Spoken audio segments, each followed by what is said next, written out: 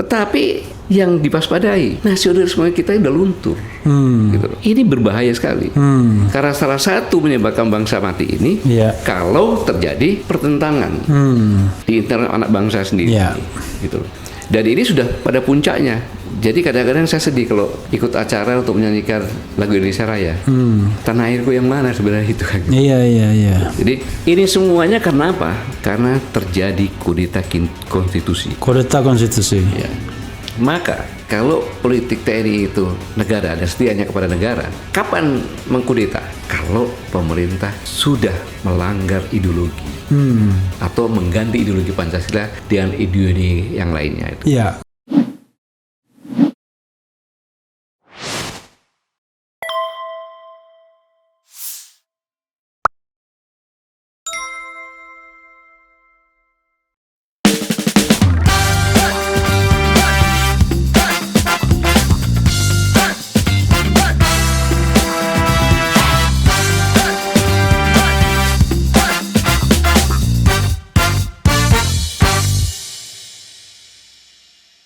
Assalamualaikum warahmatullahi wabarakatuh. Sobat RH sekalian, jumpa lagi kita di channel yang keren ini. Keren saya sengaja keras-keras karena di depan saya soalnya mantan tentara. Kalau prajurit terus ya, jiwa prajurit harus terus, tapi kalau kedinasan selesai. Dan tidak tanggung-tanggung, Jenderal Bintang 4, Panglima TNI, Bapak Gatot Nurmantio. Assalamualaikum warahmatullahi wabarakatuh. Jadi saudara sekalian, saya mikir kapan Pak Gatot ini bisa ke RH Channel ya. Saya sudah berkali-kali interview beliau, tapi interviewnya di tempat beliau pertama kali. 2 kali di tempat beliau, kemudian di kantor beliau. Tidak pernah ke studio RH Channel. Tapi apa masalahnya? Nggak penting masalahnya. Yang penting Pak Gatot mau datang, silakan menyampaikan unek-unek, perspektif, ilmu atau apapun pengalaman. Tapi kalau tidak salah besok saudara sekalian mau menghadap MPR Pak Gatot ya? Ya. Itu apa yang menghadap MPR? Kami. Oke, Koalisi Aksi Menyelamatkan Indonesia mau beraudiensi dengan pimpinan MPR. Ya, betul. Oke. Silakan, saya tidak tahu Pak Gatot mau mulai dari mana, terserah, pokoknya Pak Gatot ngomong. Silakan Pak Gatot. Bismillahirrahmanirrahim. Assalamualaikum warahmatullahi wabarakatuh. Waalaikumsalam warahmatullahi wabarakatuh. Salam sejahtera. Kalau Bung Raffi pun bingung, apalagi saya. Gini Bung Raffi, ada semacam kegalauan melihat situasi yang terkini gitu.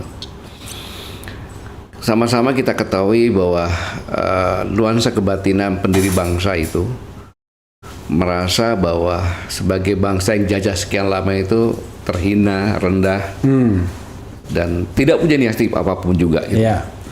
Maka begitu merdeka membuat suatu kisi-kisi atau pagar atau apapun juga yang dimasukkan dalam Undang-Undang Dasar 45 itu dalam bisa dikatakan pembukaan, bisa dikatakan preambul, bisa dikatakan pendahuluan, yaitu melindungi bangsa dan segenap tumpah darah, mencerdaskan bangsa dan memajukan kesejahteraan umum. Jadi benar-benar pendiri bangsa ini memprotek dengan melindungi dan mensejahterakan. Kemudian mengedukasi, mencerdaskan, karena pada saat itu kalau tidak salah hanya 10% yang mulai huruf. Gitu. Kenapa demikian? Ya karena tidak mau terulang kembali gitu. Dan kemudian posesif terhadap tumpah darah, yaitu tanah, air dengan segala isinya.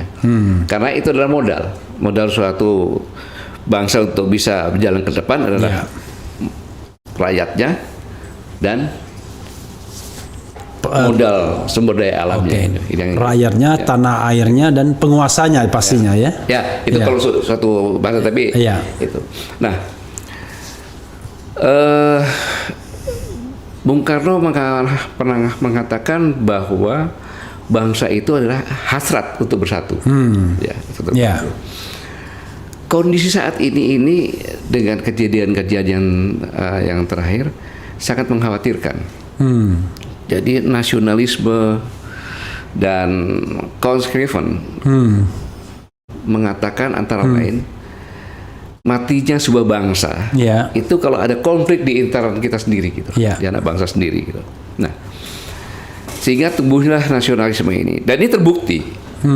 Terbukti ketika tanggal 16 Mei. 16 Mei itu hari apa?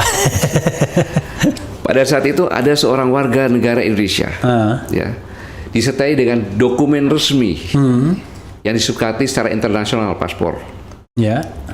berkunjung Ini jangan-jangan UAS ini. Ustadz Abdul Somad. apapun itu. Tapi Oke. kalau kita bicara masalah UAS nanti salah membela. Tapi ini Warga negara. Warga negara Oke. Indonesia, ya. Iya. datang ke suatu negara tetangga bersahabat, Ya. kan? Kemudian sampai di pelabuhan di negara tersebut, Ya. ditahan dan dideportasi. Ya. Jadi, 2 poin. Secara resmi dia datang ke sana, membawa dokumen dari negara Indonesia Ya. yang disepakati secara internasional termasuk negara tersebut, Ya. dan ada kesepakatan antara Indonesia dengan negara tersebut yaitu Singapura, kita sama-sama bebas visa. Bebas visa sama negara ASEAN lainnya Ya. kan? Ya. Apa yang menjadi alasan pemerintah Singapura benar dan kita hargai. Ya. Tetapi yang harus kita lihat, yang pertama harus kita lihat itu adalah secara inklusif terlihat Ya. bahwa bangsa Indonesia itu di mata, mohon maaf, Ya. analisa saya ini, Iya. ya, pemerintah Singapura tidak setara, tidak setara. Ya. Kalau setara, seharusnya pemerintah Singapura ini membuat daftar Ya. yang diberikan kepada pemerintah Indonesia. Ya. Kemudian pemerintah Indonesia memberikan daftar orang-orang yang dilarang masuk negara Singapura kepada Kementerian Kehakiman, Kepolisian, dan lain Iya. sebagainya, Iya. imigrasi, termasuk penerbangan. Ya. Sehingga sebelum berangkat Sudah tahu. sudah tahu dan tidak diizinkan berangkat. Ya. Gitu. Tidak perlu keluar biaya kira-kira. Masalahnya bukan masalah biaya, Ya. tidak memalukan negara itu gitu. Oke. Oke. Saya tidak benci dengan Singapura, saya dekat dengan pemerintah Singapura, bahkan pemerintah Singapura pada saat saya selesai Panglima TNI, saya kontisikol ke sana, saya diberi penghargaan tertinggi oleh Presiden Singapura. Presiden Singapura ya. Singapura sendiri yang menyempatkan saya. Ya. Tapi ini tidak mengoreksi kepada Singapura, tapi introspeksi ke dalam Oke. Oke. bahwa tidak setara karena jurisprudensinya. Ya. Saya sendiri ngalami dengan negara yang lebih besar dan lebih jauh, Dengan negara Amerika Serikat. Iya. Pada saat saya akan berkunjung ke sana, Ya. ya kan, saya tidak boleh berangkat. Waktu menjadi Panglima TNI atau setelah? Masih menjadi Panglima Masih TNI. menjadi Panglima TNI. Tidak dijanjikan berangkat dan penerbangan pun tidak boleh berangkat membawa saya dan istri saya. Tahun berapa itu? Tahun 2017. 2017. Pada saat akan kunjungan resmi Oke. saya ke Amerika, Iya. karena terindikasi saya dan istri saya teroris. Wah, luar biasa. Ya, luar Gara-gara jangan-jangan gara-gara pakai peci putih itu. Saya nggak tahu, Iya. tapi itulah etika. Iya. Itulah etika. Berarti pada saat itu performa negara kita ini Iya. dianggap sejajar dengan Amerika. Oke. Dan 3 hari kemudian, selama 23 tahun yang saya dengar tidak pernah mengeluarkan surat pemerintah Amerika kepada negara Indonesia permohonan maaf karena kesalahan administrasi. Oh, ternyata salah input. Salah input, salah administrasi begitu. Iya. Nah, Oke. ini satu poin itu ya. Jadi kesetaraan ini sudah tidak begitu dihargai karena warga negara ini kan bangsa Indonesia yang datang ke sana gitu. Iya. Iya. Yang kedua, dalam kondisi seperti ini, rakyat Indonesia ini terbelah dua. Ada yang membuli warga negara itu, Iya. membela Malaysia, dan ada sebaliknya. Membela Singapura. Membela Singapura Iya. dan gitu sebaliknya. Di sini kan nasionalisme kita di mana? Iya. Gitu loh. Kalau kita bicara, melihat orang bicara, strata yang paling rendah kan, Bang Raffi bicara ngapain gue dengar? Oke. Ya. Iya. Agak tinggi sedikit, dia masih melihat isinya. Yang oke. paling tinggi kan value-nya yang dilihat. Value. Oke. Value-nya yang Iya. dilihat. Nah, jadi sebagai warga ini sudah terbelah. Nah, dan ini bukan hanya sekedar itu saja. Iya. Contoh lainnya, 4 hari kemudian, tanggal 20, Bang Yos, mantan Kabin, mengingatkan Oh, soal warga negara TKI, soal TKA. TKA Cina. Iya, soal TKA. TKA. Iya. Kan? Mengingatkan bahaya kan. Tapi ada yang menanggapi, bahkan anggota DPR, Iya. bahwa itu sara. Dari mana saranya? Orang ngomong tentang warga negara asing ya. Iya, kalau itu maaf ya, bukan apa contoh. Iya. Cina Jatim, Cina Jakarta, Cina itu Itu SARA. Iya. Tapi TKA sara. Yang sara justru mendebat sara juga yang bicara itu. Iya. Tetapi yang diwaspadai, nasionalisme kita udah luntur. Gitu loh. Ini berbahaya sekali. Karena salah satu menyebabkan bangsa mati ini, Iya. kalau terjadi pertentangan di internal anak bangsa sendiri. Iya. Gitu loh. Dan ini sudah pada puncaknya. Gitu. Ya. Dan situasi ini, Bu Raffi, yang saya katakan tadi, pembukaan ini semuanya udah diabaikan semuanya. Iya. Melindungi bangsa udah nggak ada lah, ya kan? Kemudian apalagi tumpah darah. Bayangin 1% warga negara Indonesia, Iya. ya kan? Itu menguasai kurang lebih 43% sekian. Ada yang mengatakan bahwa lebih, belum lagi bangsa asing dan sebagainya. Iya. Jadi kadang-kadang saya sedih kalau ikut acara untuk menyanyikan lagu Indonesia Raya. Tanah airku yang mana sebenarnya itu kan. Iya, iya, iya. Jadi, nah ini semuanya karena apa? Karena terjadi kudeta konstitusi. Kudeta konstitusi. Ya. Jadi konstitusi yang di atasnya itu nggak dihargai lagi. Oke. Bawahnya. Sudah dikudeta, sudah bukan lagi tidak dihargai tapi sudah dikudeta, gitu ya. Gitu. Sudah ditundukkan. Dan itu terang-terangan terjadi. Gitu loh. Contoh gampangnya saja lah. Undang-Undang Cipta Kerja. Iya. Omnibus Law ya. Omnibus Law. Iya. Nah, pembuatannya, sistem pembuatannya bagaimana, dari demo banyak orang segala macam kan. Tapi pemerintah, eksekutif soal legislatif nggak peduli, gitu. Tetapi akhirnya Mahkamah Konstitusi menyatakan bahwa itu bertentangan dengan undang-undang yang lebih atas, Iya, Undang-Undang Dasar. dasar Iya. 45. Tetapi yudikatif Mahkamah Konstitusi pun mengkudeta keputusannya sendiri. Dengan masih mengatakan berlaku 2 tahun. Berlaku 2 tahun. Oke. Gitu. Ini berbahaya. Ini berbahaya. Berbahaya apa? Kalau institusi-institusi di bawahnya itu melakukan hal yang sama, Selalu memberikan ruang ya. selalu memberikan ruang dan semau-maunya, dan Ya. ternyata terbukti juga. PLT ini tadi, Iya, iya, iya, iya, iya. ya kan? Menteri Dalam Negeri, ya kan? Menunjuk TNI Polri aktif Sebagai penjabat kepala daerah. sebagai penjabat kepala daerah. Bayangkan itu. Nggak usah selesai deh Undang-Undang Nomor 34 tahun 2004 dan Nomor 2 tahun 2002 Tentang TNI, tentang Polri ya. ya, Polri dan TNI. Untuk masuk ASN, yang pertama kali mengundurkan diri.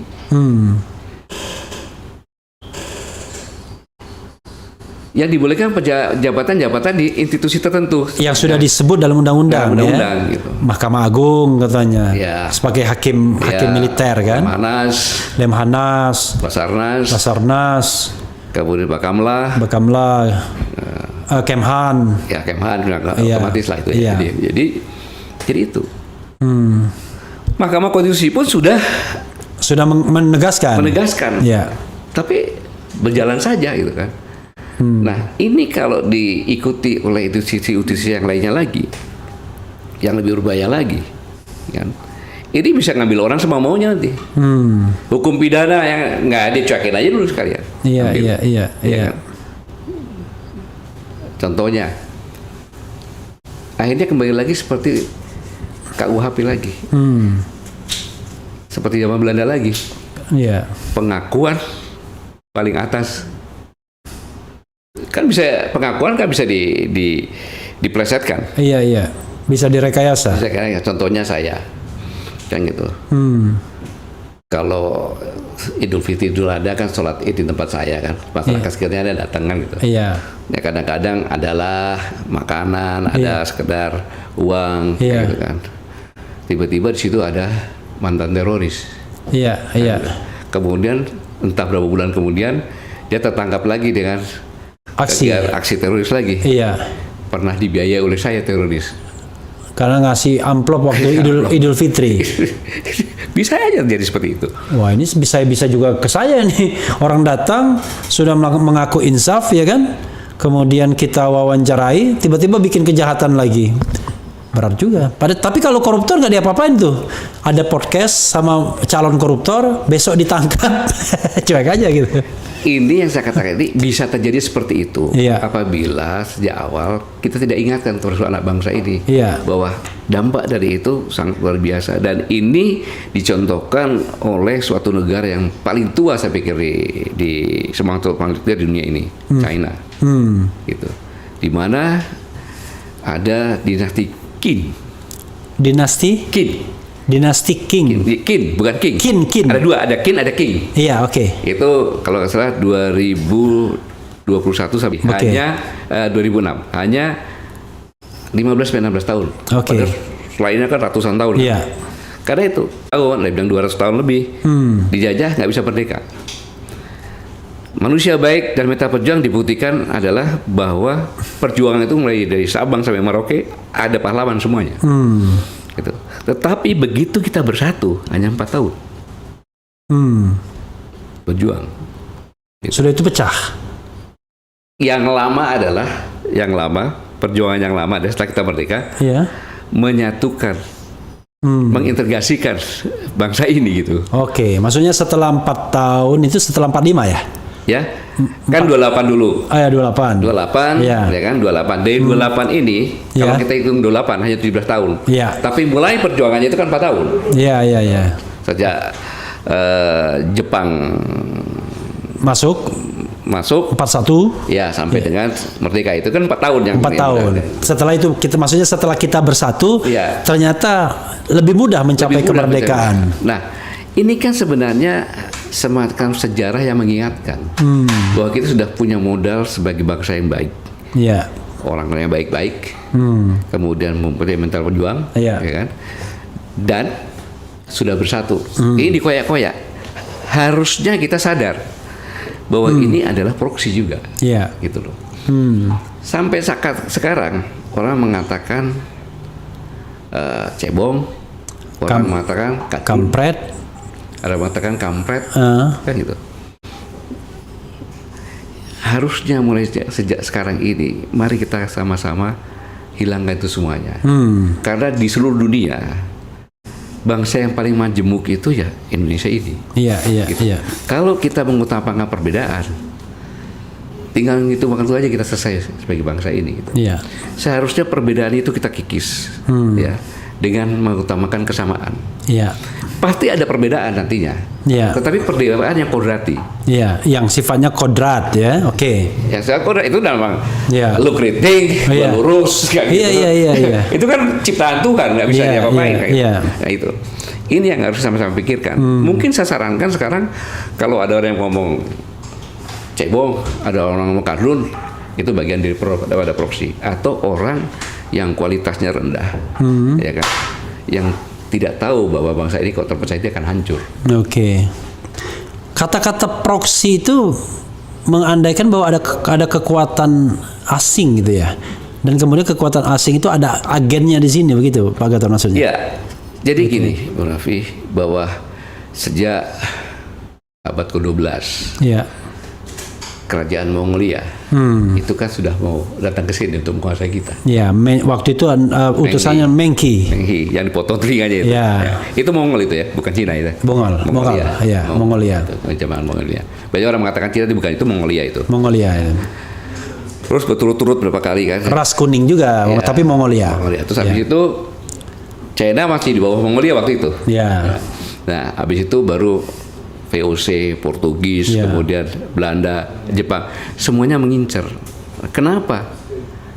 Di seluruh dunia ini sumber daya alam yang luar biasa ini, ya di Indonesia ini kita di ekuator, Ya. di hampir 2 samudra, dengan keperluan tempat ikan kawin. Tempat ikan kawin di sini. Luar biasa. Di semuanya kan gitu. Iya, iya. Nah, ini semuanya adalah harapan bangsa-bangsa semuanya. Makanya dulu kan saya pernah ngomong, saya menawarkan sebuah teori bahwa yang tadinya konflik itu latar belakang oil, Iya. tempatnya di Timur Tengah. ya Ya. kan, nanti akan berpindah ke sekitar ekuator, Iya. ya kan, dengan latar belakang ekonomi, Oke. yaitu pangan, air, sumber daya lainnya. Saya katakan ekonomi. Dan itu sudah mulai terjadi sekarang ini. Gitu. Termasuk peringatan Bang Yos ya, yang dia mengatakan bahwa ini orang setelah diekspor ke sini ya kan, itu tidak akan pulang. Jadi mereka akan stay di sini, kemudian mencari KTP di sini secara ilegal gitu, dan kemudian tiba-tiba kita terhenyak, ternyata jumlah mereka sudah ratusan juta jangan-jangan. Memang kan Bang Jus menyampaikan seperti ini, itu dia sebenarnya teori kuno. Iya. Teori sudah lama berlaku. Tuh. Iya. Kamu saya tugaskan ke sana dan nggak pulang. Iya. Ya. Contoh gampangnya aja. Bikin anak sebanyak-banyaknya bila perlu di sana. Kawini penduduk lokal kan kira-kira begitu. Buktinya benua Amerika, Iya. benua Australia, Iya. mana suku Indian, mana aborigin, Iya. kan gitu. Iya. Kan wajar mengingat. Yang paling dekat lagi Singapura, Iya. kan gitu. Saya kan pernah nyampaikan beberapa tahun yang lalu waktu 2014 itu saya sampaikan seperti itu. Dan itu sekali lagi bukan sara ya, karena kita bicara tentang warga negara asing, bukan warga negara Indonesia. Karena warga negara Indonesia kan berasal dari beberapa suku, termasuk juga orang asing yang diwargakan ke sini secara legal. Tapi kita bicara tentang WNA yang ekspansi ke sini, sekali lagi begitu. Iya, jadi mari sama-sama kalau kita lihat orang berbicara itu jangan melihat orangnya, jangan melihat isinya, cuma kita ngambil value-nya gitu. Iya. Bahwa Bang Yus itu mengingatkan kita semuanya, ada bangsa semuanya, ambil positifnya, Iya. kan gitu. Jangan tiba-tiba langsung menyerang. Iya. Lalu diingatkan anak bangsa kita untuk anak cucu kita kok gitu. Nah, akumulasi dari ini kan sangat mengkhawatirkan. Iya. Sangat-sangat mengkhawatirkan. Karena sekali lagi bahwa bangsa ini bisa mati kalau kita abai. Kita tidak tahu permasalahan yang sedang kita hadapi dan kita tidak tahu menghadapinya gitu. Bung Raffi, kalau penyakit, kesalahan atau kekurangan atau penyakit sosial yang dilakukan oleh rakyat mudah mengobatinya. Tapi kalau kesalahan atau kesalahan sosial yang dilakukan oleh elit sulit merehabilitasinya dan berdampak panjang, gitu. Dan yang saya sampaikan ini adalah kebanyakan elit kan, Iya. bukan rakyatnya gitu. Mbak Gatot ya, ada satu yang membuat saya galau juga kalau kita bicara tentang, yuk kita hilangkan perbedaan, ya kan? Kita bersatu. Oke, secara umum pernyataan itu kan baik, bagus ya, kita harus bersatu. Tapi kan persoalannya kan di dalam bangsa itu kan ada orang yang korup misalnya ya kan, ada yang oligarki yang ingin menguasai ekonomi dan politik, ada katakanlah penguasa yang tidak sesuai dengan konstitusi perilakunya atau kebijakannya. Kan dalam kondisi seperti itu kan kita harus bersuara, mengkritik untuk meluruskan lagi katakanlah haluan bangsa ini kan. Nah, yang begitu-begitu kan potensial sekali dia, wah kita menyulut perpecahan dan lain sebagainya, tidak pro NKRI. Seolah-olah pro NKRI itu kalau kita mengendorse kekuasaan, walaupun kekuasaan itu kita anggap tidak benar misalnya. Gimana? Nah, itulah pentingnya berpikir secara waras. Iya. Yang saya katakan kewarasan. Iya. Ya, jadi kedaulatan tertinggi di negara ini di tangan siapa sih? Ya, rakyat. Rakyat.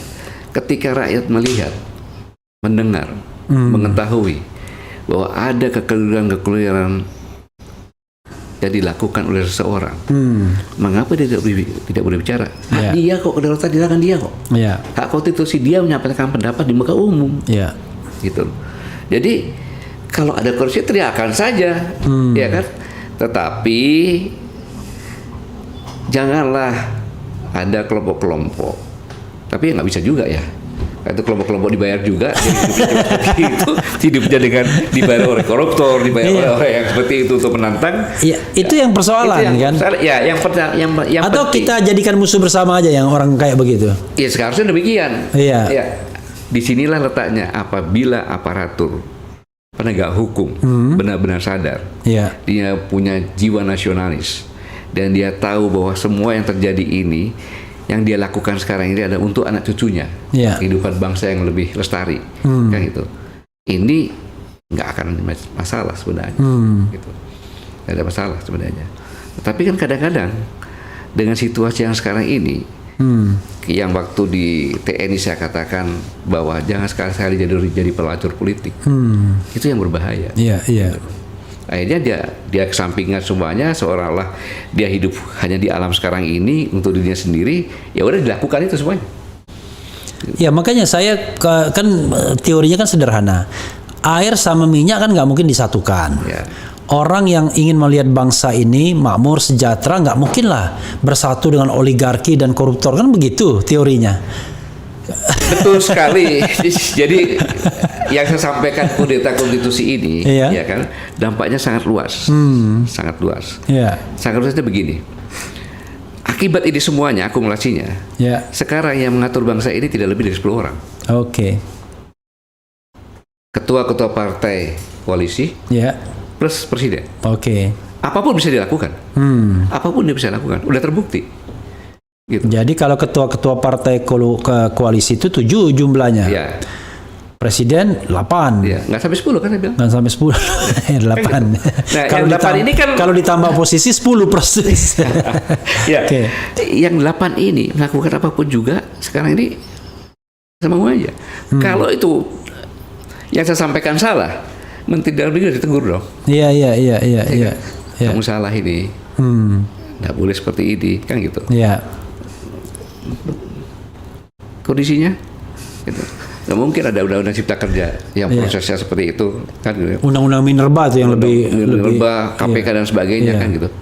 Ini bayangkan, ditambah lagi Bung Raffi, oligarki politik ini bersinergi dengan oligarki ekonomi, gitu. Iya. Yang ekonomi ingin mempertahankan Iya. kekayaannya, dalam arti kata bukan mempertahankan kekayaan stabil, tetap mempertahankan kekayaannya bertambah-tambah terus, Iya. ya kan? Yang oligarki politik ingin mempertahankan kekuasaannya mungkin sampai 30 tahun yang akan datang. Iya. Maka dibuatlah seperti ini. Tapi yang paling hebat sekarang ini oligarki ekonomi dan politik tuh di satu tangan. mulai muncul di satu tangan. Ya, bisa. Kalau dulu kan kata siapa ya kemarin? Kalau zaman Orde Baru, kata Masinton waktu itu, oligarki ekonomi itu paling berada di halaman. Ya kan? Supplier jadi kan, supplier politik. Tapi sekarang enggak, mereka udah masuk ke halaman, ikut juga membuat kebijakan. Bahkan bisa mengungguli. Iya. Mengungguli. Bisa mengkudeta kebijakan Bisa. kekuasaan yang benar. Bisa. Ya sekarang kalau di daerah-daerah sama gubernur, orang mau jadi bupati, orang mau jadi gubernur perlu uang berapa? Punya nggak kekayaan segitu? Iya.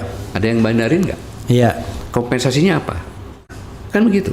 Akhirnya kan oligarki politik akan kalah dengan Oligarki ekonomi. apapun dibalik-balik tetap saja merugikan rakyat Indonesia. Dan yang paling jelas lagi, Bung Raffi, yang saya khawatirkan yang kedua, bangsa ini kehilangan harapan masa depan.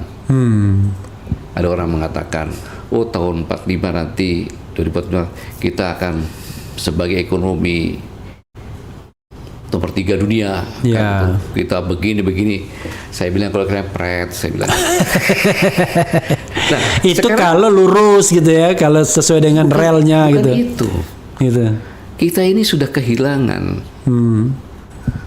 tanggung jawab GBHN, sudah kehilangan. Iya. Jadi iya. mana ada kita bilang tahun 45 kalau sekarang tahun 22, ya kan, 23 tahun lagi. Rencana apa yang lu buat? Iya, ekonomi iya. ini, sedangkan kita nggak punya rencana jangka panjang. Kan gitu. Dan seorang presiden pun bebas buat rencana tanpa pertanggungjawaban. Iya, Kalau GBHN kan jelas. Iya. Rencana 25 tahun, ya kan? Seorang presiden begitu ada kesalahan, MPR memanggil. Iya. Sudah seperti Pak Habibie contohnya Iya. dan sebagainya. Kita nggak ada itu. Mana bisa? Bung Raffi aja punya anak, nggak mungkin cuma saya nanti kalau anak saya umur 5 tahun saya sekolahkan TK. Udah itu kan nggak dong. Iya. Ini negara yang begitu besar. Gitu. Ini yang harus saya mengajak kita semuanya waspada, khususnya ada di saya para mahasiswa ini. Dia akan menerima tongkat estafet kepemimpinan bangsa ini. Kayak apa nantinya gitu. Iya, tapi begini Pak Gatot ya. Orang dengan gampang mengatakan orang-orang kayak Pak Gatot ini, termasuk saya juga, kamu kan karena tidak sedang berkuasa, ya kan? Tidak dapat kue kekuasaan ngomongnya begitu gitu. Itu gimana Pak? Kan selalu ingin dibusukkan dengan tadi orang tidak melihat value-nya, tidak melihat apa yang diomongkan, tapi melihat orangnya aja, gitu. Padahal kalau kita berharap omongan ini dari kekuasaan nggak ada juga. Jadi kalau saya, karena mereka melihat segala sesuatunya baik-baik aja tuh. Jangan begitu, Bung Gitu. Raffi. Iya. Di keluarga pun saya sama, Bung Raffi. Oke. Iya kan? Keluarga saya berkatakan kamu ini selama dinas tidak mikirin anak-anak, tidak ngurus anak-anak. Kan? Memang saya kan sejak muda bolak-balik ke Timur pulang dibok sama yang lain, berangkat lagi dan sebagainya. Iya. Nah, tetapi Bung Raffi, sebagai seorang laki-laki, Iya. ya, saya tentunya kalau di tingkat akademi sudah summa cum laude. Saya seorang laki-laki, saya menikah, Iya.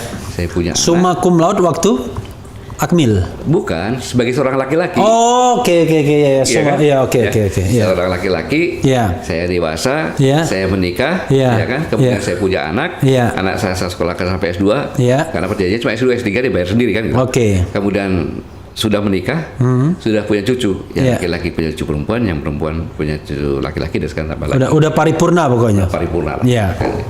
Sebagai seorang pegawai negeri di TNI, Iya. saya udah mencepati jabatan tertinggi sebagai Iya, Panglima TNI. Dengan pangkat saya juga tertinggi. Tertinggi. Iya kan? Iya. Kemudian saya pensiun tidak kurang.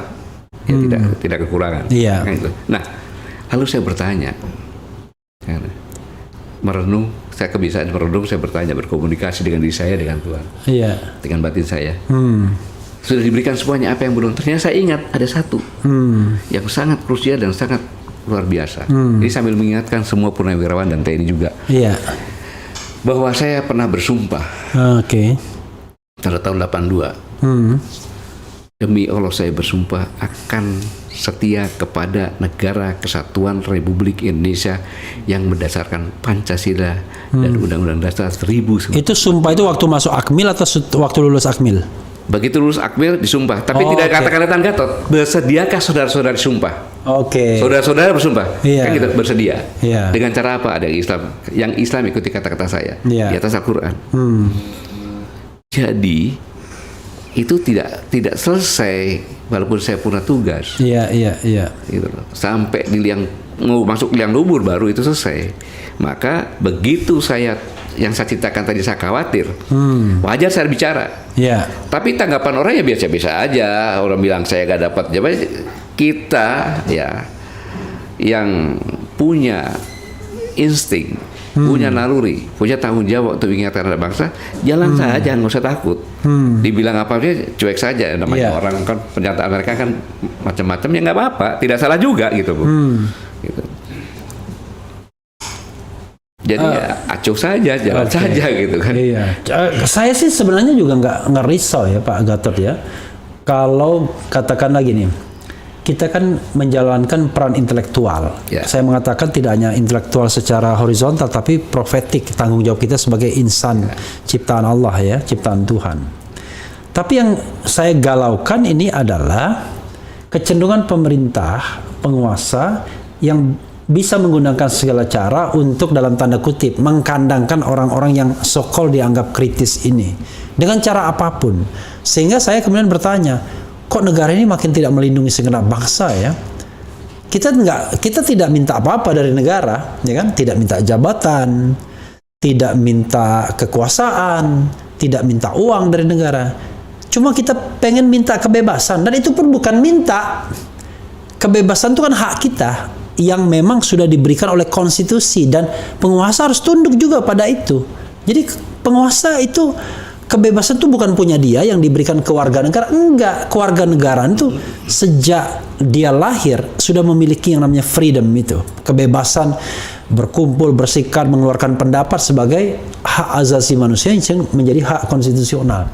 Tapi akhir-akhir ini setelah berapa tahun, 24 tahun reformasi, kok saya merasa makin nggak terlindungi ya kita sebagai bangsa ini ya. Makin tidak terlindungi, benar gitu. Ya saya kira apa yang dirasakan Bang Refli ini dirasakan banyak juga oleh anak bangsa. Iya. Karena memang itu tadi saya bilang, yang namanya kudeta konstitusi kan nggak peduli sama konstitusi. Iya. Udah nggak peduli konstitusi, seharusnya seperti Bang Refli ini dibayar.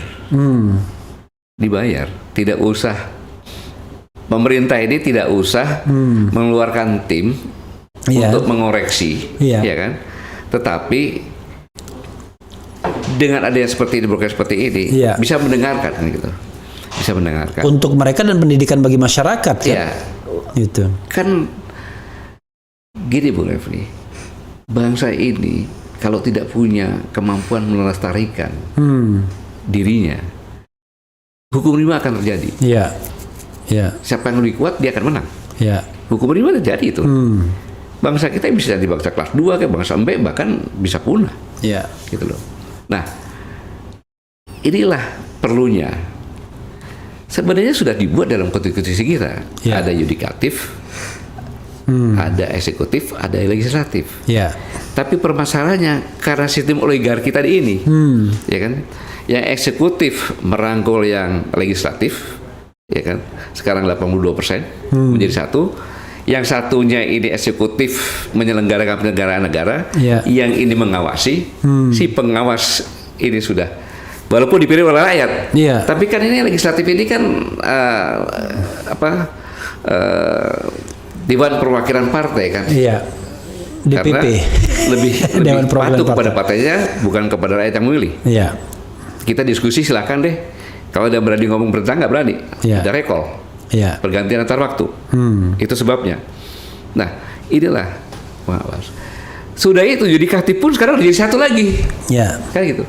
Apa yang diharapkan? Semau-mau gue dong. Bagaimana saya akan melanggengkan kekuasaan saya dengan mulus, ya kan? Maka yang dianggap kerikil-kerikil yang menghambat disingkirkan. Apapun caranya. Nah, ini bisa atas perintah dari atas, tapi yang berbahaya adalah analisa kesimpulan dari institusi-institusi yang bawah yang ingin dilihat bahwa dia berperan, sehingga dia bisa naik lagi gitu. Nah, ini yang bahaya. Institusi yang mau cari-cari muka itu, cari muka itu gitu. Cari muka untuk naik jabatan. Dan ini sistem ini sama. Iya. Zaman Belanda itu kan yang berbahaya bukan Belandanya, bule hitamnya, pribumi yang bule sana kan gitu. Sama juga. Jadi karena kalau yang dalam bentuk lain saja gitu. Kalau cuman Belandanya nggak banyak orangnya. Tapi kalau dia menggunakan, dulu ada istilahnya Marsose apa gitu, dia bisa menguasai seluruh Indonesia. Pak Gatot, kalau saya ngomong ya, ini Pak Gatot barangkali harus objektif juga. Ngomong sama Pak Gatot nggak ngomong TNI kan nggak asik banget rasanya sebagai mantan Panglima TNI. Saya terus terang ya mewakili mungkin kegalauan masyarakat. Kan kita tahu salah satu amanat reformasi itu adalah mengakhiri dui fungsi ABRI atau TNI. Kalau ABRI berarti kan TNI dalam Polri dong sebenarnya kan ABRI itu. Tapi saya lihat belakangan ini kecenderungan untuk TNI dan Polri juga masuk ke ranah politik itu kok makin kuat ya, makin kencang. Bahkan to some extent, nih mohon maaf nih kalau keliru ya teman-teman TNI dan Polri, sepertinya kalau Anda tidak berkolaborasi dengan kekuasaan dan penguasa, maka jangan harap Anda akan di jabatan-jabatan strategis di institusi polisi dan tentara itu sendiri. Jadi prinsip meritokrasinya ada gone with the wind, sudah lama hilang. Komentar Pak Gatot. Apa bukti-buktinya yang seperti itu yang kata-kata pernyataan apa gitu? Misalnya buktinya penjabat kepala daerah. Kan itu kan institusi sipil. Kalau tidak salah, correct me, ada Polri aktif yang menjadi komisaris BUMN, ya kan? Dan rahasia umum lah jabatan-jabatan yang kemudian kok setelah yang bersangkutan katakanlah sama isunya dengan para pengkritik, para pendukung pemerintahan ini, ya bilang kadrun lah, bilang ini radikal lah, bilang ini ekstrim dan lain sebagainya, ya kan? Mengadakan tindakan-tindakan yang justru terhadap masyarakat sipil, gitu, naik pangkatnya, ya kan? Bahkan sampai di pucuk pimpinan atau pangkat tertinggi misalnya, tanpa harus menyebut nama. Nah, atau misalnya ini anak sudah akan dilihat karena dia punya relasi-relasi dengan penguasa hari ini, naik juga, baik di institusi Polri maupun TNI, kan terlihat dengan jelas itu. Artinya dua hal, TNI dan Polri aktif itu di deploy ke jabatan-jabatan sipil, atau TNI dan Polri aktif akan naik jabatan kalau dia punya kolaborasi dengan kekuasaan yang sedang berkuasa. Kalau TNI jabatan apa kira-kira? Kenapa? TNI Apanya? yang dikatakan di luar undang-undang. Penjabat kepala daerah hari ini, ya Oh kan? ya, yang PLT Ya. ini ya, PLT ya. Yang Kemudian komisaris kita harus cek karena yang saya TNI sampai iya, saat ini tidak. yang saya temukan adalah polisi gitu ya, yang aktif. Kemudian jabatan di luar yang disebutkan undang-undang seperti BNPB. Itu kan Badan Nasional Penanggulangan Bencana kan nggak ada di undang-undang itu sebenarnya. Nah, itu kan baru satu tuh. Nanti mulai nih penjabat kepala daerah juga boleh. Kan lama-lama meningkat. Tapi kan ada dua fenomena yang saya sebutkan tadi. Satu, dideploy ke jabatan non TNI dan non disebutkan di dalam undang-undang, yang tidak disebutkan undang-undang. Tadi harus gandul dengan kekuasaan atau punya relasi dan kekuasaan untuk jabatan, untuk karir meningkat. Kan itu fenomena yang jamak diketahui. Itu. Iya. Ada pernyataan-pernyataan mungkin yang misalnya pernyataan apa? Yang menunjukkan bahwa ya dapat dikatakan untuk mendekati relasi-relasi gitu sebagai itu sebuah fenomena yang kita lihat dan kemudian sudah menjadi semacam public discussion kan, ya kan, gitu. Jadi kalau saya nggak tega menyebutkan orang karena kalau menyebutkan orang ini kan selalu ada potensi untuk dianggap melakukan pencemaran nama baik. Tapi kan sebenarnya gini, hukum kita itu tidak boleh orang itu diadukan pencemaran nama baik kalau dia mewakili kepentingan publik. Nah ini kan kita tidak sedang bicara tentang private matters. Tapi kita bicara tentang public matters ini, masalah-masalah publik, ya kan begitu? Paham, ya. Iya. Jadi gini, jelas di Undang-Undang TNI nomor 34 tahun 2004, ya, itu hampir dikatakan tidak punya peluang untuk itu. Ya. Tapi kok di PNBP itu kan institusi bentukan baru, di mana PNBP ini adalah memerlukan BNPB. sorry BNPB. Badan Nasional Penanggulangan Bencana. Itu contoh ya kasus. Penanggulangan bencana. Itu mungkin ada kepres atau apapun juga yang membolehkan TNI karena memang itu diperlukan. Ya, tapi kepres kan tidak. Kepres kan tidak boleh di bawah undang-undang kan. Ya, tidak biasa kayak gitu. Oh iya, oke, silakan. Gitu kan. Nah, kalau di TNI, saya jamin di luar itu komisaris atau apa tidak ada. Ya. Karena selalu khususnya di zaman saya kalau coba saya cek ya sambil silakan Pak Gatot ya. Itu. Tetapi kalau kepolisian mungkin tolong dicek kepada kepolisian sendiri ya kan latar belakangnya apa yang bisa menyebabkan seperti itu. Tetapi itu kan sudah kesepakatan dalam reformasi dan sudah ada undang-undangnya. Jadi ya seharusnya pimpinan yang tertinggi dalam ini presiden eksekutif tertinggi itu yang mengetahui itu melarang, gitu, melarang dan seharusnya pimpinan yang tertinggi di institusi itu pun melarang gitu.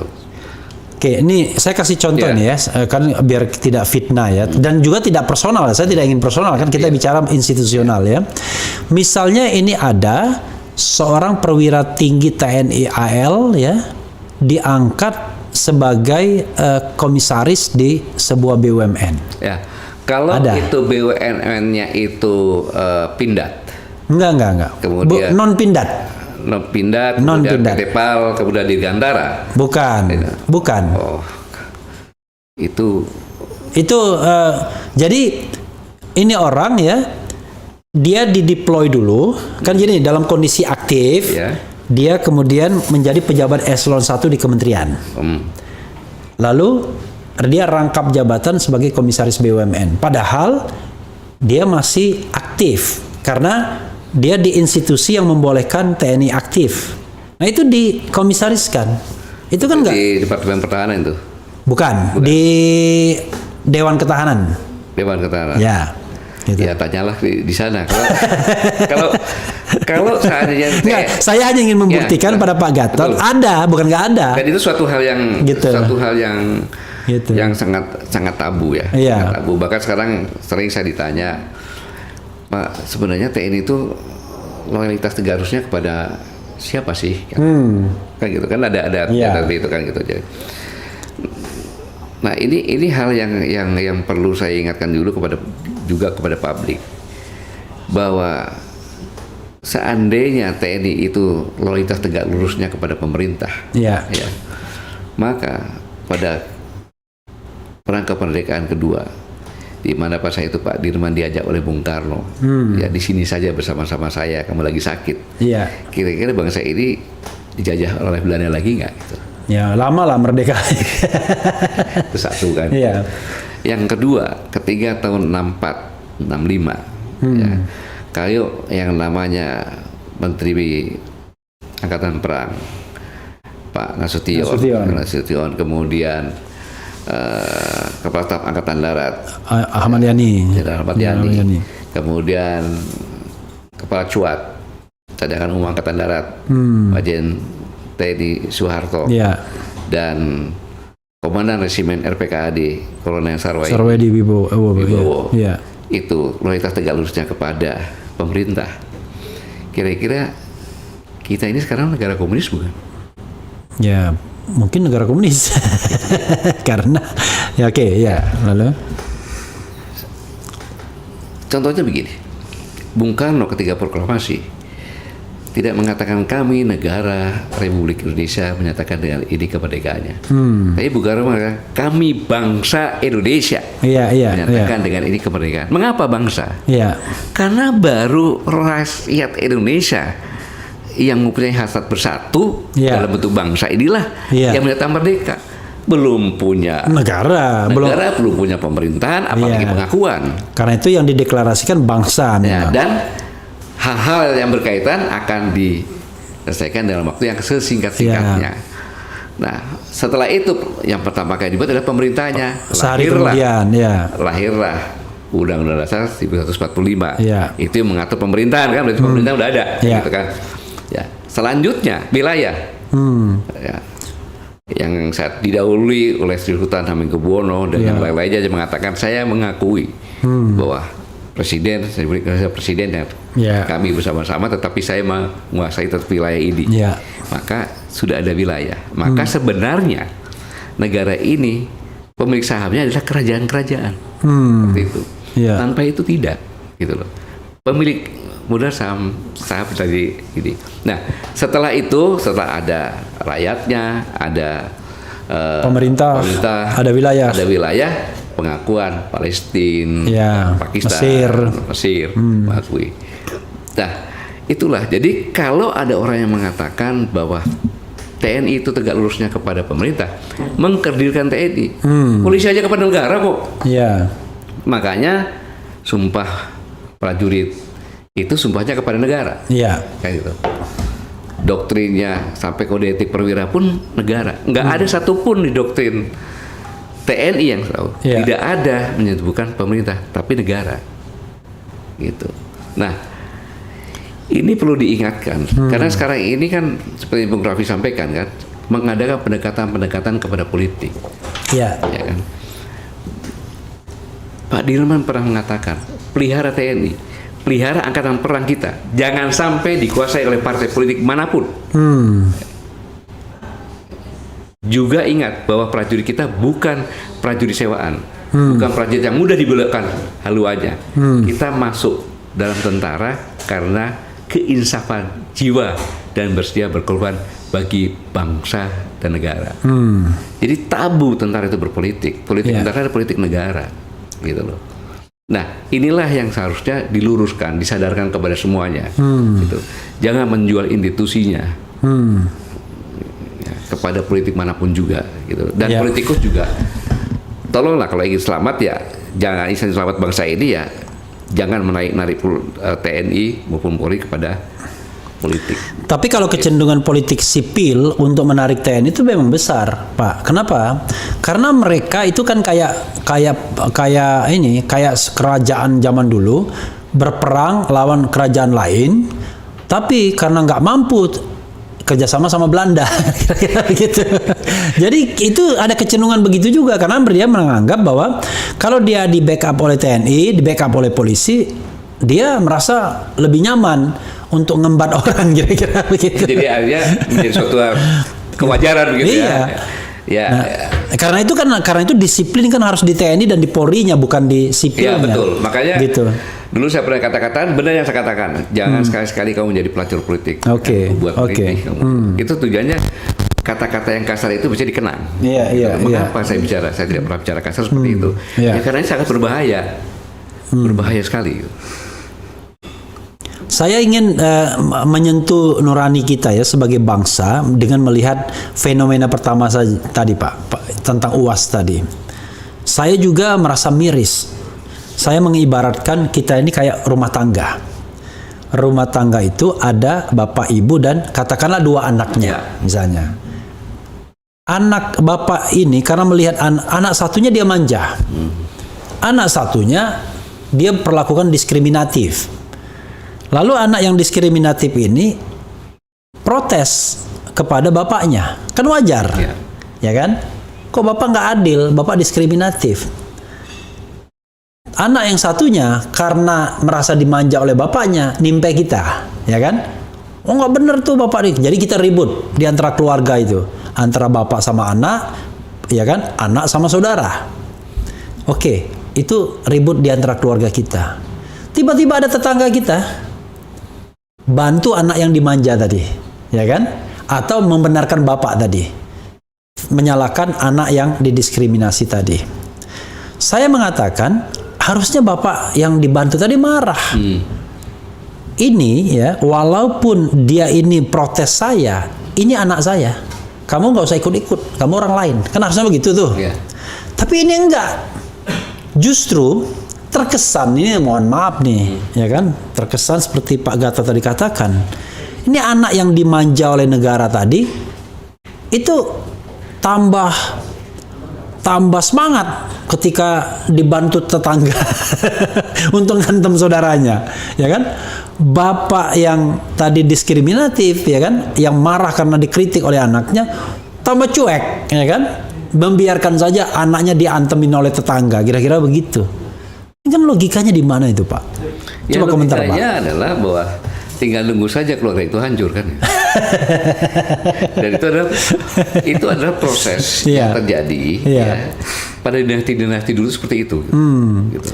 Memang sengaja diobok-obok ya. Dia obok untuk bisa menguasai. Dan cara itu adalah cara kuno yang masih aktual sampai dengan saat ini gitu. Karena cara yang paling mudah. Kita melipat gandakan kekuatan dengan memanfaatkan kekuatan yang sudah ada kan gitu. Nah, jadi kolonialisme kan seperti itu. Jadi negara dikatakan besar kalau dia punya banyak koloni kan gitu. Nah, pada tahun 40-an kan seperti itu. Ya akhirnya mereka membuat koloni. Cara koloninya itu seperti kita ini kan sebenarnya ditipu. Belanda itu cuma mau dagang kok. Sama-sama aja dagang-dagang aja. Begitu dia buat benteng-benteng, buat jalur supaya kuasai, dia dikuasai semuanya. Nah, tetapi proses masukan kan harus berpihak dulu dengan salah satu. Gitu. Nah ini adalah saya terima kasih Refli menyampaikan seperti ini. Jadi ini adalah kenyataan yang ada dan di mana-mana gitu loh. Apalagi dalam suatu negara yang punya kekayaan yang sangat luar biasa. Ya saya katakan harkat hidup bangsa di dunia itu tergantung di Indonesia sebenarnya. Gitu. Ini pasti akan menjadi incaran dan berbagai cara itu dilakukan. Gitu. Jadi kondisi yang sekarang kita alami ini, saya yakin itu bukan karena ulah anak bangsa sendiri, tapi ada tangan-tangan yang tidak lihat, proksi tadi ya. proksi tadi itu. Nah, ini ada satu hal yang barangkali sering disalahkan ya dalam hal kita ingin menyatu sebagai bangsa. Selain tadi bapak yang tidak adil tadi, bapak yang berat sebelah dan lain sebagainya. Ini ada kecenderungan untuk ekstrim misalnya. Kalau kita bicara wing politik kanan dan kiri, ya kan? Selalu yang disalahkan dua kelompok ini. Ada yang menganggap bahwa bahaya ke depan itu adalah ekstremisme, ya kan? Terorisme, kemudian kadronisme. Kira-kira ini untuk melakukan delegitimasi terhadap kelompok kanan. Ya sudahlah, kelompok kanan itu FPI, mungkin PA212. Tapi kemudian ada juga kelompok yang kiri yang dianggap akan merusak bangsa ini. Cuma bedanya kalau kelompok kanan terlihat dan kadang-kadang menjadi bulan-bulanan orangnya karena terlihat mungkin ada siapa itu dan lain sebagainya. Kalau kelompok ini nggak terlihat, tapi dia menjadi bahaya yang Pak Gatot sendiri concern. Sebenarnya kalau kita melihat bahaya seperti itu, di mana titik amannya bagi bangsa ini sesungguhnya? Apakah real yang namanya ancaman-ancaman kanan dan kiri itu? Silakan Pak Gatot. Jadi saya memberanikan diri bahwa bangsa ini kodratnya Ya, adalah ada kanan, ya, ada nasionalis, ya. ada kiri. Oke. Itu kodrat. Ya, Ya, kodrat. Saya katakan kodrat karena jumlahnya masing-masing itu di atas 40 jutaan. oke. Ya kan? Oke. Baik yang kanan, kiri maupun nasionalis. Iya.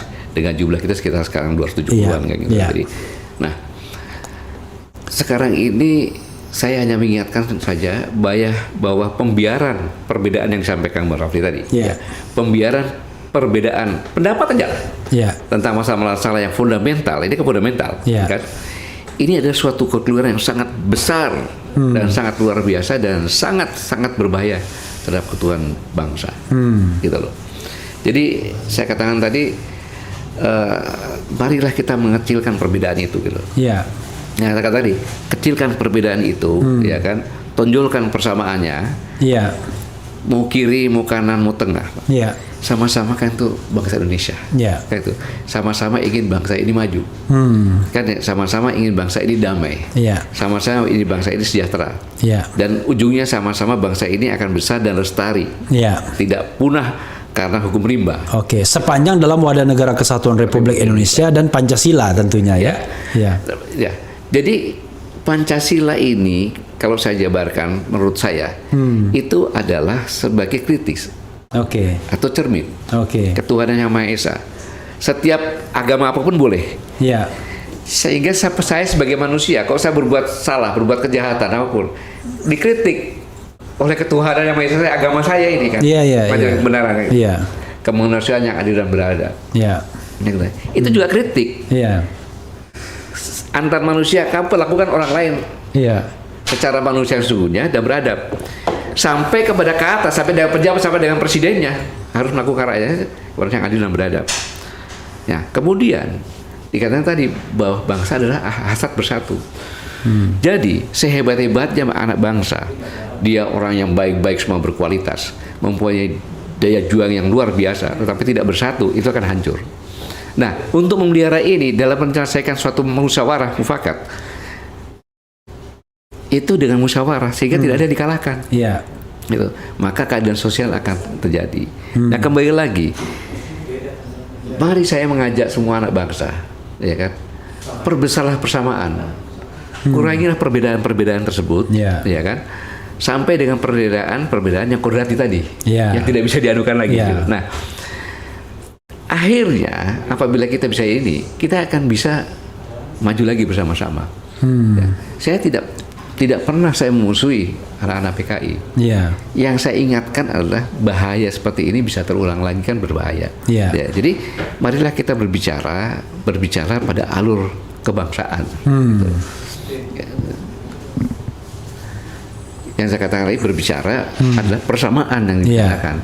Kalau kita begini terus, sudah dipecah kiri dan kanan, kemudian dipecah lagi dengan kadur sama cebong, Iya. ya kan? Terus dipecah lagi dengan pengkhianat sama ini, akumulasi ini ini berbahaya. Ingat bahwa kalau bangsa ini gagal membuat kualitas anak bangsanya, ya, rakyatnya menjadi berkualitas, menjadi tidak berkualitas, tidak punya daya juang, tidak bersatu, sama saja bangsa ini memelihara budak-budak. Karena dia akan menjadi budak nanti oleh negara lain yang akan di sini, gitu. Itu yang bisa saya sampaikan, Nur Raffi. Jadi mari kita tonjolkan persamaan, ya, mengeliminir semua perbedaan-perbedaan sampai dengan perbedaan yang kodrati. Mudah-mudahan dengan demikian akan bisa menyatukan bangsa ini dan kita dengan mudah maju. Saya ingin membacakan beberapa masukan, ya, dari mereka tentunya. Mungkin hal-hal yang barangkali yang penting, ya, yang kira-kira yang kalau ngata-ngatain biasa. kalau ngata-ngatain itu biasa itu, ya. Saya udah kebal itu. Makanya saya katakan itu hak kan? Ya, sepanjang orang, ya kan, mau ngatain kita, mau berpendapat apa tentang kita, saya nggak terlalu peduli. Yang peduli itu kalau mau mengkriminalkan. Nah, kalau mengkriminalkan udah beda lagi kan. Siapa pula mau dikriminalkan kan, kira-kira begitu. Padahal kalau dia mengata-ngatain kita ini, ya, kan dia melihat kan. Ya. Sudah menyimak kan. Alhamdulillah, malah alhamdulillah, ya kan. Artinya dia menambah pengetahuan juga walaupun dengan cara ngata-ngatain. Dan kita ini juga sudah ditonton 15.000 orang. Jadi udah lumayan lah 15.000 orang, dan yang masih mantengin itu 2.000-an yang ini. Jadi terus bertambah, insya Allah bertambah, ya, dan insya Allah bermanfaat. Ini ada beberapa yang saya ingin, wah ini dari awal tuh agak banyak sih memang yang komentar. jadi nggak gampang juga. Pak Gatot, kapan Cina pernah mengakui kemerdekaan Indonesia? Nanti Pak Gatot jawab secara umum aja, ya, tinggal dipilih. Kemudian yang nasionalis akan dicopot siapapun orangnya. Kemudian bongkar semua Bung RH dan Pak Jenderal GN. Kami tidak sedang membongkar, kami sedang membangun, yaitu membangun persatuan, ya. Kemudian negara kan yang menjalankan pemerintah. Negara itu siapa yang melaksanakan? Oke, negara itu pemerintah atau penguasa itu hanya satu bagian, ya kan? Ada wilayah, ada rakyat. Bahkan rakyat yang paling penting dalam unsur dari negara. Berarti kudeta militer itu tidak melanggar sumpah prajurit dong? Tanda tanya, ya. Hati-hati juga nih, bilang, wah ini loyalitas pada negara. Jadi kalau penguasa, orang-orang sipil itu selalu ingin menarik TNI dan Polri karena merasa kalau di backup oleh TNI dan Polri aman hidupnya, kira-kira begitu, ya kan? Nggak akan diintimidasi orang dan tidak akan dipidanakan. Akibatnya jangan heran TNI dan Polri banyak yang jadi centeng-centeng backing dari mereka yang berkuasa atau mereka yang beruang, kira-kira begitu. Dan lain-lain. Pak Gatot banyak sekali, ya. 32 tahun ABRI kan dikuasai oleh orang pro Soeharto, ya, bilang gitu, ya. Oke. Nah, ini yang mantap, ya, yang membuat kita dosa kita akan berkurang dan kita merasa lega. 2 orang yang dipecat dan sakit hati. Dipecat oleh siapa gitu? Saya sama daerah sekalian, ya, kalau dikatain itu malah ketawa, saya senang, ya, karena dosa berkurang. Yang penting jangan dikriminalkan, kira-kira begitu, ya. Kita ini bukan orang jahat tapi orang kritis, iya, ya, kira-kira begitu. Oke, sobat era sekalian, saya kembalikan kepada Pak Gatot untuk menanggapi secara umum, sekalian nanti closing statement ke kamera boleh juga, Pak. Silakan. Jadi yang tadi tanyakan loyalitas kepada negara sehingga kudeta gitu kan? Iya. Ya, jadi saya hanya mengingatkan saja bahwa TNI itu sumpahnya adalah setia kepada negara kesatuan Republik Indonesia yang berdasarkan Pancasila dan Undang-Undang Dasar 1945. Saya yakinkan bahwa semua prajurit TNI adalah prajurit-prajurit yang beragama, gitu, yang beragama. Dan semua prajurit TNI pasti disumpah. Iya. Maka kalau politik TNI itu negara dan setianya kepada negara, kapan mengkudeta? Kalau pemerintah sudah melanggar ideologi. atau mengganti ideologi Pancasila dengan ideologi yang lainnya itu. Iya. Itu nggak usah diperintah, pasti akan kudeta. Iya. Pasti akan kudeta. Iya. Di luar itu tidak ada kata kudeta begitu ya. Oke, tapi itu pun harus segera dikembalikan kepada kepemimpinan sipil Ya. dengan cara-cara yang demokratis. Iya. Kan di Spanyol kan pernah misalnya Jenderal Franco melakukan kudeta, tapi setelah itu dia mengadakan pemilu yang demokratis sehingga tertib order sosial masyarakat dan dengan civil values tetap terjaga gitu. Ya, memang dalam kondisi seperti ini pemerintahan sementara boleh. Iya. Ya, tetapi Iya. habis itu segera diatur kemudian pemilihan secara demokratis Sesuai dengan konstitusi, sesuai ya. konstitusi Iya. dan kalau ada pemimpin yang sipil yang memimpin, yaitu tanda kemajuan yang bagus saya pikir gitu. Silakan Pak Gatot untuk closing statement kepada sobat era sekalian mungkin. Saudara-saudara bangsa dan setanah air, dalam kondisi apapun juga, saya hanya mengingatkan, mari sama-sama kita jangan abai. Mari sama-sama sebagai anak bangsa kita tahu permasalahan-permasalahan yang dihadapi oleh bangsa ini. Kalau kita tidak tahu permasalahan, maka kita tidak tahu bisa mengatasinya.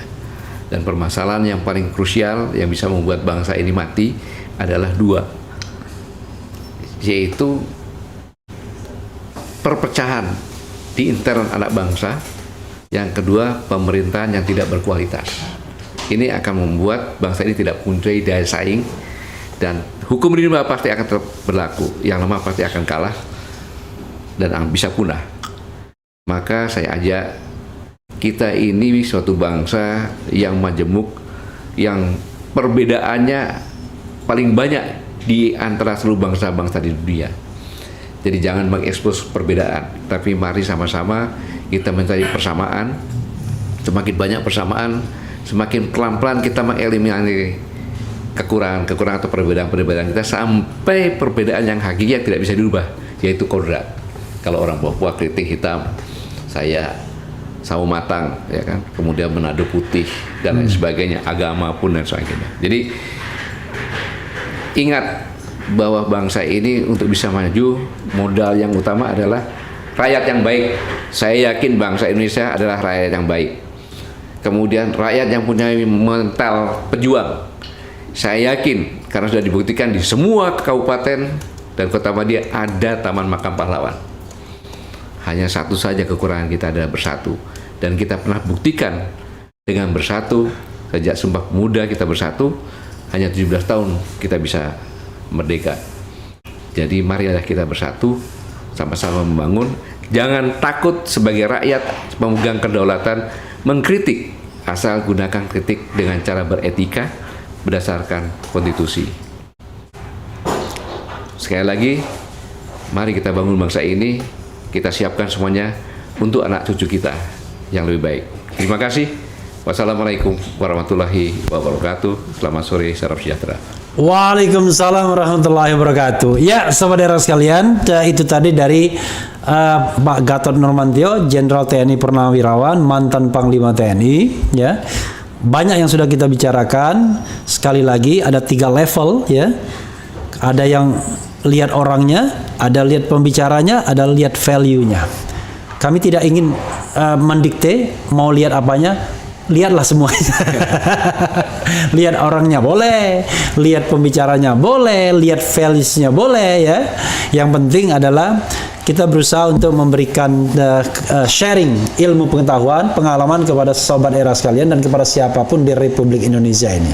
Dan sekali lagi, bersatu itu jauh lebih baik ya, tetapi bersatu yang didasarkan pada values, nilai-nilai yang memang diakui baik, benar, dan konstitusional tentunya. Wassalamualaikum warahmatullahi wabarakatuh. Waalaikumsalam warahmatullahi wabarakatuh.